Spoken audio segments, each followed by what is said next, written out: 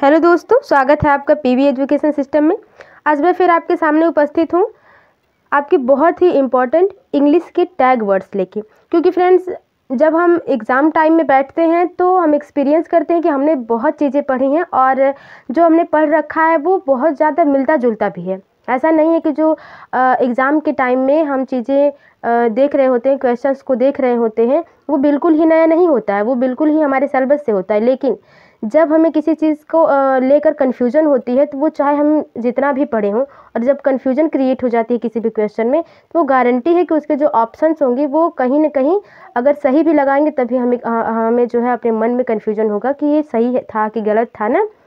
तो ये हो जाता है। तो कुछ ऐसे टैग वर्ड्स होते हैं फ्रेंड्स, खासकर किसी भी सब्जेक्ट के पेडागॉजी की अगर बात करें तो कुछ टैग वर्ड होते हैं जो कन्फ्यूजन क्रिएट हो रही होती है उसको दूर करते हैं ना। तो फ्रेंड्स, आज उन्हीं टैग वर्ड्स के बारे में हम बात करेंगे। आई होप आप सभी लोग बहुत बढ़िया होंगे। और जिन लोगों का 28-29 को एग्ज़ाम था सीटेट का, आई होप आप सभी लोग बहुत बढ़िया करके आए होंगे। और जिन लोगों का आगे एग्ज़ाम है उनके लिए बहुत बहुत बेस्ट ऑफ लक। और चलिए ज़्यादा टाइम वेस्ट न करते हुए आज की क्लास को शुरू करते हैं, ठीक है। तो सबसे पहले हम इंग्लिश के पेडागॉजी के जो पॉजिटिव पक्ष हैं उनको देखेंगे, ठीक है। सकारात्मक पक्ष को देखेंगे। पॉजिटिव क्या क्या है? Real time interaction. कहने का मतलब है जो बच्चा है, जब भी हम कुछ पढ़ा रहे हैं, ठीक है, जब भी हम कुछ पढ़ा रहे हैं तो बच्चे के रियल एक्सपीरियंस के साथ पढ़ाएं ना। कि यदि हम पर्यावरण पढ़ा रहे हैं तो बच्चे ने अपने पर्यावरण में क्या क्या देखा होगा। बच्चे ने पक्षी देखी होगी, पेड़ पौधे देखे होंगे, कुछ बेसिक पेड़ पौधे देखे होंगे जैसे कि आम हुआ, गुलाब का पौधा हुआ, आम का पेड़ हुआ, ठीक है ना। तो बच्चे उनमें देखे रहेंगे तो उनमें उन लोगों का इंटरेस्ट रहेगा यदि हम उस चीज़ को समझाएंगे तो, ठीक ना। Personal response question. बच्चे के जो क्वेश्चन होते हैं उनको लेकर हमें ज़्यादा इंटरेक्ट करना है। जैसे हम पर्यावरण पढ़ा रहे हैं और हमने पूछा कि बेटा आप बताइए कि आम के जो पेड़ हैं उनकी पत्तियां कैसी होती है ना।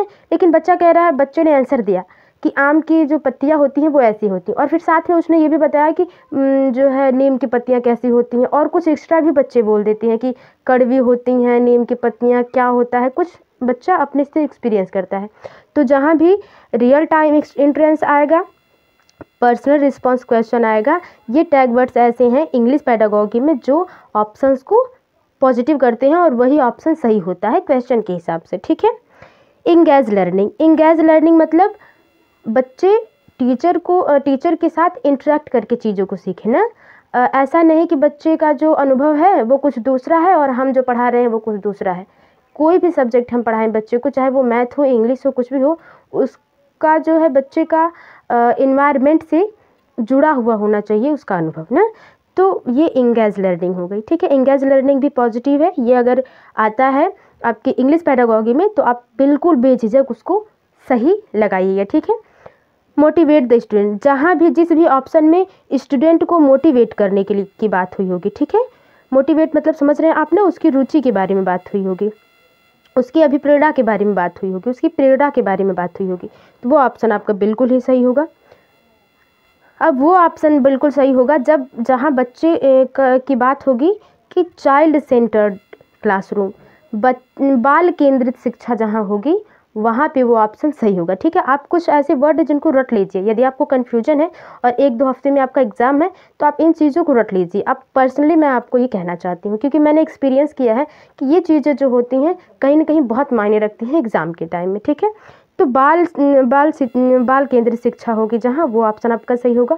हेरिडिटी एंड एनवायरनमेंट, ठीक है। एनवायरनमेंट आपका, हेरिडिटी मतलब अनुवांशिकता, और अनुवांशिकता होगा, और एनवायरनमेंट आपका पर्यावरण होगा, ठीक है, पर्यावरण।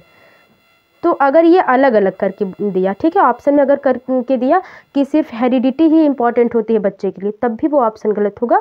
और सिर्फ कहा कि only environment is needed bye student, तो तब भी गलत होगा फ्रेंड्स, ठीक है। लेकिन जब दोनों की बात एक साथ होगी जिस ऑप्शन में, वही ऑप्शन आपका सही होगा, ठीक है ना। मतलब heredity and environment is involve to student knowledge या लर्निंग, ठीक है ना। तो जहाँ हेरिडिटी और इन्वायरमेंट की बात होगी वही ऑप्शन सही होगा यदि ये दोनों साथ ऑप्शन में रहेंगे तब, ठीक है। अकेला कोई रहेगा तो ऑप्शन सही नहीं होगा, अगर नेगेटिव नहीं पूछा गया तब, ठीक है। चाइल्ड्स प्रीवियस नॉलेज, ठीक है, बच्चे ने अपने पूर्व ज्ञान में क्या सीखा है, ठीक है। चाइल्ड्स प्रीवियस नॉलेज बहुत ही इंपॉर्टेंट होगा, जहाँ भी ये ऑप्शन होगा वो बिल्कुल सही होगा कि बच्चे के पूर्व ज्ञान को देखकर सिखाया जाए, ठीक है। इंटरेस्ट ऑफ स्टूडेंट, बच्चों की रुचि, जहाँ भी बात होगी जिस भी ऑप्शन में बच्चों की रुचि की बात होगी वो ऑप्शन सही होगा यदि नेगेटिव नहीं पूछा जाता है तब, ठीक है। लर्निंग बाय डूइंग, करके सीखना, ठीक है। जॉन डीवी आपके साहब कहते हैं, जॉन डीवी साहब, करके सीखना, चाहे वो बच्चा हो चाहे कोई भी व्यक्ति हो फ्रेंड्स, यदि हम करके सीख रहे हैं, खुद से किसी भी चीज़ को कर रहे हैं तो वो चीज़ें हम ज़्यादा एक्सपीरियंस कर पाएंगे और कुछ अच्छा सीख पाएंगे, ठीक है ना।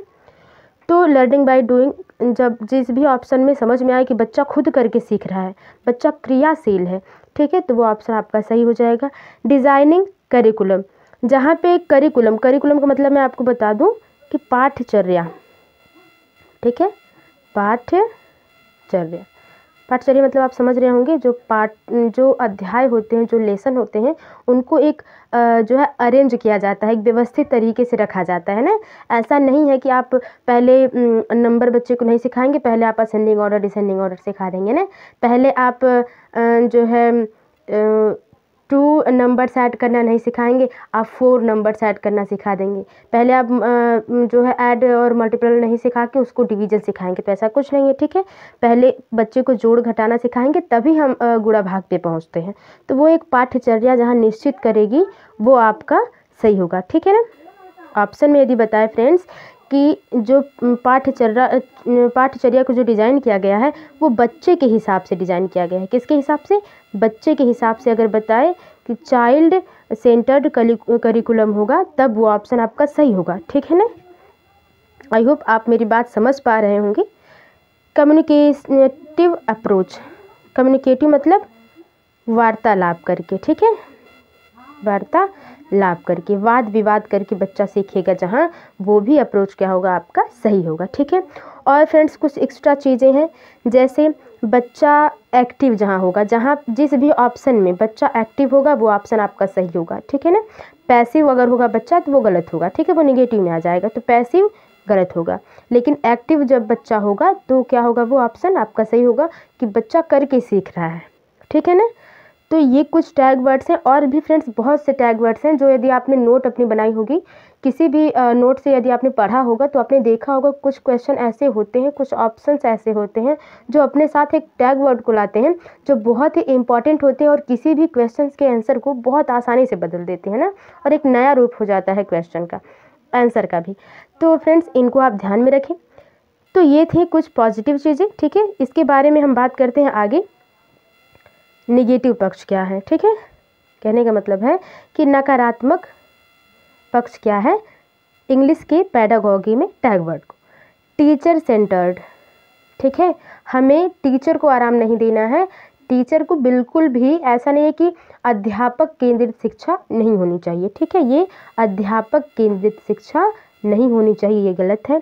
जहाँ भी वनली की बात हो, जैसे only heredity, only environment, only teacher, only curriculum, तो जहाँ वनली आएगा फ्रेंड्स वो अधिकतर ऑप्शन ही गलत होता है। क्यों?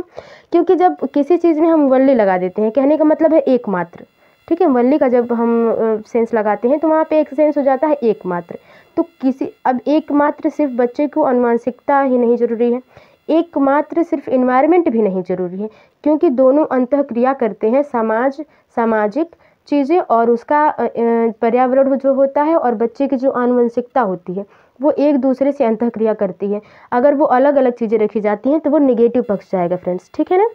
तो ये भी वो ऑप्शन भी गलत होगा जिसमें वनली की बात होगी, ठीक है ना। डिस्ट्रैक्शन, किसी भी प्रकार से हम बच्चे को डिस्ट्रैक्ट नहीं करेंगे, ठीक है। यदि किसी भी ऑप्शन में बच्चा डिस्ट्रैक्ट हो रहा है, मतलब बच्चे का काम है सीखना और सीखने के अलावा कुछ और काम में वो बिजी हो जा रहा है, जैसे टीचर उसको रटा रहा है, टीचर उसको देख के ब्लैक बोर्ड से सिर्फ देख के कॉपी करने की बात हो रही है, तो वो चीज़ें नेगेटिव हो जाएंगी, ठीक है फ्रेंड्स। डीमोटिवेट द स्टूडेंट, बच्चों को डीमोटिवेट नहीं करना है, जैसे कि तुम तो इतना पढ़ने में पहले अच्छे थे अब ख़राब हो गए, ऐसा कुछ नहीं, डीमोटिवेट नहीं करना है। हम कह देते हैं तुम तो गधे हो बेटा, इतना मन से पढ़ा रहे हैं हम, आपको नहीं समझ में आ रहा है। तो ये जो वर्ड हैं वो डिमोटिवेट करते हैं बच्चों को। तो ऐसे वर्ड नहीं बोलने हैं। जहाँ पे भी ऐसी बात होगी आप उस ऑप्शन को गलत करेंगे, ठीक है, वो निगेटिव होगा। अगर निगेटिव नहीं जब तक नहीं पूछेगा तब तक आप निगेटिव ऑप्शन को सही नहीं करेंगे, ठीक है। लेकिन जब नहीं पूछ देता है, नॉट पूछ देता है, तब आप उसको क्या है कि तब आप उसको निगेटिव ऑप्शन को सही करेंगे। जब नहीं पूछेगा, नॉट पूछेगा तब, ठीक है। ये बात बिल्कुल ध्यान में रखिएगा, क्योंकि जब नेगेटिव चीज़ें जो नेगेटिव क्वेश्चन आते हैं वो कहीं ना कहीं हमें बहुत दुविधा में डाल देते हैं ना। करिकुलम सेंटर्ड और जो है पाठ्य केंद्रित, पाठ्यचर्या केंद्रित भी नहीं होना चाहिए आपका स्टूडेंट का जो है पढ़ाने का तरीका, ठीक है, कि पाठ्यचर्या केंद्रित। पहले क्या होता था फ्रेंड्स, जब भी ऑप्शन आएगा करिकुलम सेंटर्ड वो गलत होगा ऑप्शन आपका, ठीक है। पहले क्या होता था फ्रेंड्स कि हमें जो है शिक्षा विभाग वाले जो होते थे वो क्या करते थे कि पहले ही लेसन को है अपने हिसाब से कर देते थे, व्यवस्थित कर देते थे। अब बच्चा चाहे जैसे भी बच्चे की कैपेसिटी हो उसको पढ़ना पड़ता था ना, लेकिन अब ऐसा नहीं है। अब NEP 2020 जो अभी लागू हुई है इसमें भी बहुत कुछ नया है। तो जब भी पाठ्यचर्या केंद्रित शिक्षा होगी वो गलत होगी। आपको सिर्फ चाइल्ड सेंटर्ड बात, जहाँ हो बाल केंद्रित शिक्षा की बात हो, चाइल्ड सेंटर्ड, वो आपका सही हो जाएगा, ठीक है फ्रेंड्स। आई होप आपको मेरी बात समझ में आ रही होगी। रोट लर्निंग, रोट लर्निंग किसे कहते हैं? रोट लर्निंग कहते हैं जब बच्चा बिना इंटरेस्ट की चीज़ों को सीखता है, ठीक है। Without learning, without interest, learning of without interest. बच्चा सीख रहा है लेकिन उसका मन नहीं है सीखने का, जो है शिक्षक की वजह से या अपने घर के जो गार्जियन के, पेरेंट्स के दबाव की वजह से अगर बच्चा सीख रहा है तो उसी को क्या कहते हैं? रोट लर्निंग कहते हैं। रोट लर्निंग होता है कि बच्चा अपने इंटरेस्ट से नहीं पढ़ रहा है, विदाउट इंटरेस्ट, ठीक है। जब बच्चा बिना इंटरेस्ट से सीखता है किसी चीज़ को, बस ज़बरदस्ती सीख रहा होता है, तो वो रोट लर्निंग कहलाती है। तो रोट लर्निंग जहाँ होगी वो बिल्कुल आपका गलत होगा, ठीक है। और भी कुछ वर्ड हैं जैसे कॉपी करना, ठीक है ना, बच्चा कॉपी कर रहा है ब्लैक बोर्ड से देखकर, ठीक है ना। बच्चा जो है पैसिव है, पैसिव मतलब सुस्त है बच्चा, क्लास में कोई एक्टिव नहीं है, बच्चा सुस्त है, नहीं बोल रहा है। और जो है और नेगेटिव पक्ष भी होते हैं आपके, जैसे फ्रेंड्स मैं आपको बता दूं कि मुझे जहाँ तक याद आ पा रहा है कि जब क्लास में साइलेंट हो ना, साइलेंट क्लास, बिल्कुल ही गलत होगा ऑप्शन। जहाँ पे क्लासरूम में क्या हो, साइलेंट हो, मतलब बच्चे बोल न रहे हो, पूरी तरह से चुप हो क्लास, सिर्फ टीचर ही बोल रहा है, बच्चे सिर्फ शांति से सुन रहे हैं, तो वो निगेटिव हो जाएगा शिक्षा मनोविज्ञान के हिसाब से, ठीक है। तो ये कुछ थे फ्रेंड्स जो पॉजिटिव और नेगेटिव थे। और फ्रेंड्स इसके बाद मैं आपको बताऊंगी कि इंग्लिश में आपके जो 28, 29 को जो है कौन से ऑप्शंस या किस किस टॉपिक से क्वेश्चन आए थे, उसके बारे में बात करेंगे हम अगली वीडियो में। और अगली वीडियो में ये भी बताऊंगी कि आपको किस चीज़ पे ज़्यादा ध्यान दे के पढ़ना है, किस टॉपिक पे ज़्यादा ध्यान दे के पढ़ना है। उन टॉपिक के बारे में हम डिटेल में कुछ बात करेंगे। वो 15-20 मिनट की वीडियोज़ होगी फ्रेंड्स, उसे यदि आप देख लेते हैं तो आपको जो है एग्ज़ाम के टाइम में बहुत हेल्प होगी। और ये फ्रेंड्स आपको मैं लिख के देती हूँ कि ये चीज़ें जो हैं वो बहुत ही काम की हैं आपकी।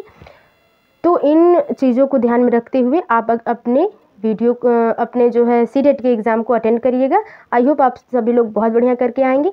चलिए फ्रेंड्स मिलते हैं अगली वीडियो में, तब तक के लिए bye bye and take care. और वीडियो थोड़ी सी फ्रेंड हेल्पफुल लगी हो तो वीडियो को लाइक, शेयर, कमेंट जरूर करें और सब्सक्राइब करने के साथ साथ बेल आइकन को भी प्रेस कर दें, ताकि जो भी वीडियो मैं नई आपके लिए अपलोड करती हूँ आप तक पहले पहुँचे और आपसे इंटरेक्ट करके मैं आपको कुछ नया सीख सकूँ और आपको कुछ नया सिखा सकूँ, ठीक है। चलिए फ्रेंड्स मिलते हैं अगली वीडियो में, bye bye and take care.